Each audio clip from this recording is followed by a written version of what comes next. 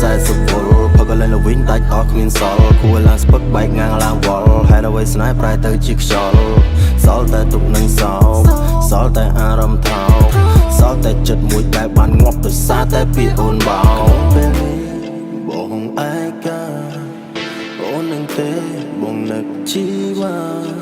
នៅក្នុងពេលនេះអូននៅឯណាបងឈឺស្គាល់ហើយឯកាបាត់សងសាធ្លាប់ប្រឡាញ់ចិត្តនៅប្រាថ្នាមិនចង់រស់នៅ